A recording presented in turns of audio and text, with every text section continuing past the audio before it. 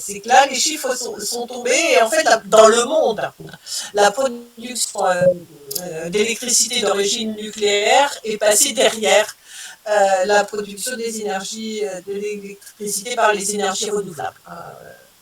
Majoritairement, le renouvelable, c'est l'éolien et le solaire. Donc c'est vrai qu'il y a quand même une sorte d'exception française, hein, sur laquelle j'ai pas forcément le temps de revenir, mais évidemment le lien fort, essentiel entre le nucléaire civil et le nucléaire militaire, hein, c'est des raisons militaires que le nucléaire a été développé en France. Et avec une intrication extrêmement forte entre l'appareil industriel nucléaire et l'État français. Mais pour revenir à la situation là tout de suite, c'est une grotesque arnaque. Cette histoire-là sur l'idée nucléaire pourrait résoudre s'il y a moins de la moitié des réacteurs qui fonctionnent, c'est pas pour faire plaisir aux anti-nucléaires. C'est pas parce qu'il y a des gens qui idéologiquement auraient gagné le fait de faire arrêter le nucléaire. C'est parce que ça ne marche pas. C'est parce que ça ne marche pas. Et on peut dire aujourd'hui, parce qu'on nous dit toujours, les renouvelables, c'est pas terrible, c'est intermittent. Et donc ça ne peut pas marcher. Mais s'il y a bien quelque chose d'intermittent en ce moment, c'est bien le nucléaire. Voilà. Avec un parc qui est vieillissant, voilà. Avec une dépendance extrêmement forte du nucléaire par rapport aux questions climatiques, et en particulier aux questions des températures et aux questions de sécheresse. Voilà. L'autre chose qui est une arnaque totale, c'est quand même la soi-disant indépendance de la France avec le nucléaire. Mine d'uranium en France a été arrêtée en 2001. Donc depuis, l'intégralité du combustible utilisé dans les centrales françaises est importée. Elle a importé évidemment du Niger avec un accord avec la présence militaire coloniale de la France dans la région, mais elle est importée de Sibérie, d'Azerbaïdjan, j'ai oublié le troisième, peu importe. Par exemple, là, en pleine fondade sur les sanctions contre Poutine, eh bien, France importe cible nucléaire traité en Sibérie et est arrivé si je me souviens bien, est arrivé un bateau de combustible nucléaire. Donc sur l'indépendance, sur l'intermittence, vous allez voir ce que vous allez voir. Macron lui-même, il a eu la marche forcée et donc son projet de 6 projet d'EPR. D'EPR, mais de quoi? On nous parle d'un truc qui on est en France. Démarré, c'est celui de Flamanville. Le coût a été multiplié par 6 et on sait qu'y compris quand il démarrera, il faudra l'arrêter au maximum 2 ans après parce qu'il y a des fissures qu'il faudra réparer. Avec le fait qu'on a quelque chose qui normalement est prévu pour durer plus longtemps que le temps pendant lequel on aura encore de l'uranium, et ben c'est épuisable et les ressources en uranium seront épuisées avant même les ressources en pétrole. Donc tout ça cherche à faire fonctionner l'industrie du nucléaire, évidemment, mais n'est en aucun cas une solution par rapport à la crise actuelle, y compris une partie de la crise énergétique est évidemment liée à l'invasion de l'Ukraine par la Russie, mais elle est aussi liée à l'échec politique énergétique de la France. truc effectivement a été extrêmement concentré dans les efforts, ont été extrêmement concentrés autour du nucléaire au détriment d'autres sources qui seraient, elles, effectivement beaucoup plus durables, beaucoup plus indépendantes, beaucoup plus sûres. Évidemment, dans le nucléaire, il faut rajouter la question des déchets. Donc tous les centres de traitement sont saturés et que là encore, le nucléaire, à la fois pour les centrales, mais aussi pour les déchets, une militarisation du territoire, puisque c'est exactement ce qui se passe au Dur, à côté de Bar-le-Duc, là, où ils veulent imposer le projet CIGEO de stockage du nucléaire.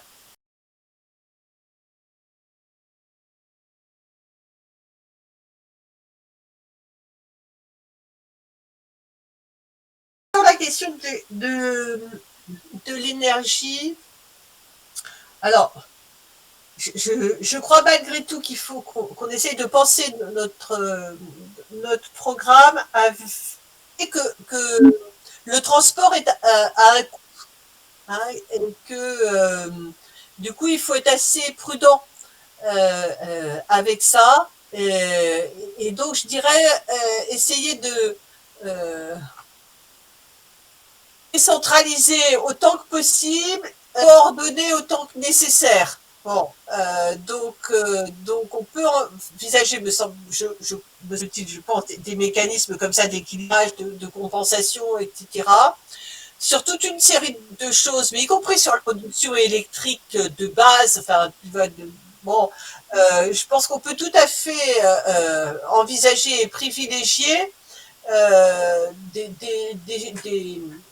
des choses qui cherchent une forme d'autonomie, enfin de souveraineté. Bon, il y a plein de choses qui, à l'échelle d'un village, d'un quartier, etc., peuvent, pour un point un peu élémentaire, peuvent tout à fait être maîtrisées à ce stade-là. Évidemment, c'est pas la même chose quand on veut faire rouler un TGV, quoi. Bon, et on a besoin effectivement de quantités beaucoup plus importantes. Et c'est vrai qu'on peut imaginer que bon, toutes les productions, elles se font pas au même moment et qu'on pourrait avoir un mais, mais je pense que ça doit nous amener à avoir des visions, y compris des façons de penser les choses qui peuvent être un peu à géométrie variable. C'est-à-dire ce qu'on va considérer comme étant en gros l'unité géographique pertinente, pas être les mêmes choses, elles ne vont pas être les mêmes en fonction de quoi on parle.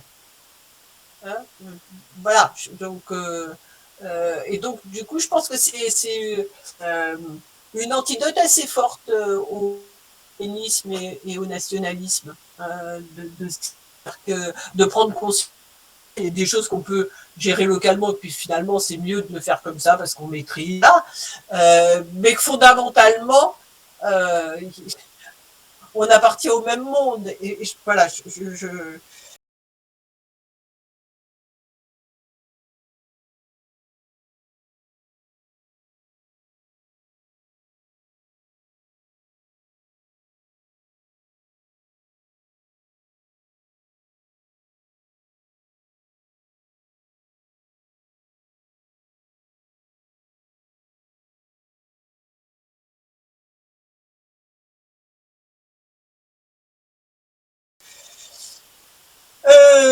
éco-syndicalisme.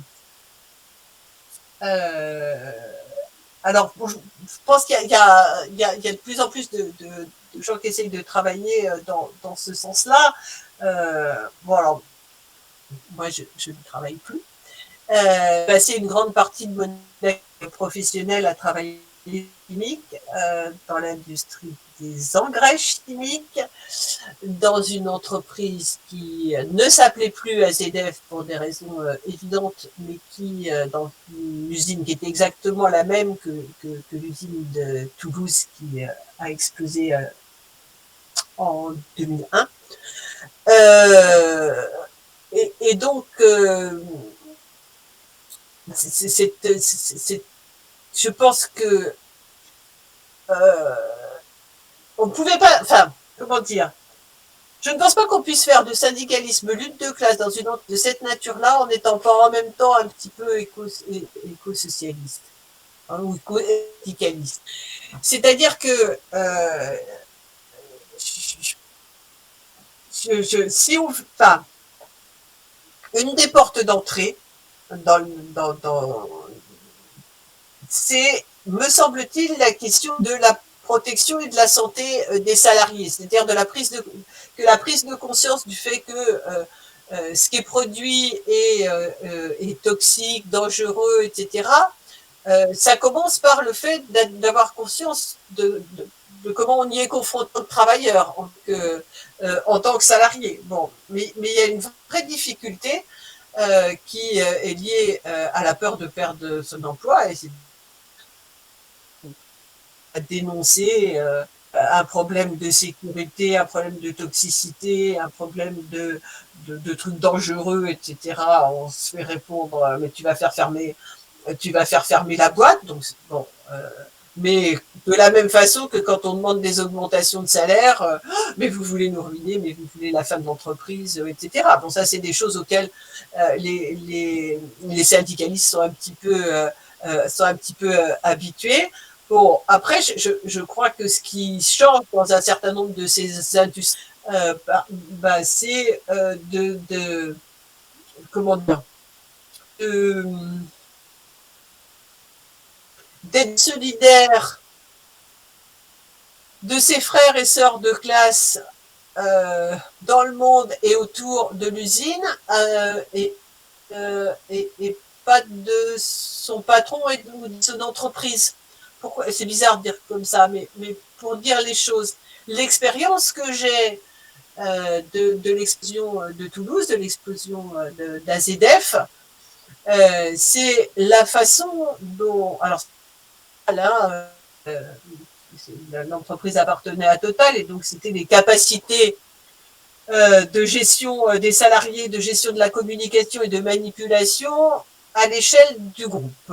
Donc c'était du costaud. Leur capacité à pinguer au nom de la défense de l'emploi, aussi d'une manière au nom de la qualité du travail des salariés, à embringuer les salariés dans la défense de l'entreprise contre les victimes qui, bon, étaient à l'extérieur de l'usine, certes, mais étaient oubliés, puisque parmi les morts, l'essentiel était des salariés de l'usine, des salariés sous-traitants. Bon, c'est cette capacité à créer une sorte de solidarité au nom de notre industrie, qui est utile parce que on aide à nourrir le monde, parce qu'on produit des engrais et que ça aide à nourrir le monde, premier mensonge. Et notre industrie est mal aimée. Et doit se serrer les coudes, patrons et ouvriers et syndicalistes défendent notre industrie qui est mal aimée. Bon. Avec une puissance extrêmement forte, hein, une capacité extrêmement forte, et j'ai vu des très bons syndicalistes se faire, au bout du compte, embringuer dans cette histoire et passer avec armes et bagages du côté du groupe Total. Voilà, et je pense que à la fois la conscience que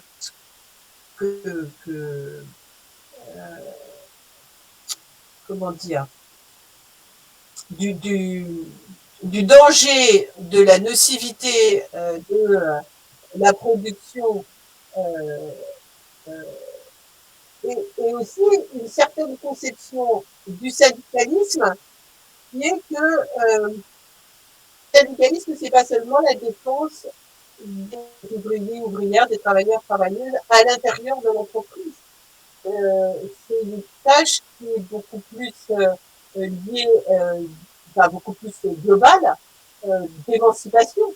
Bon, alors je sais que c'est un peu passé de mode, mais on parlait de cette double besogne du syndicalisme, fois ces tâches de défense élémentaire des salariés, mais aussi de défense d'un projet global de transformation de la société.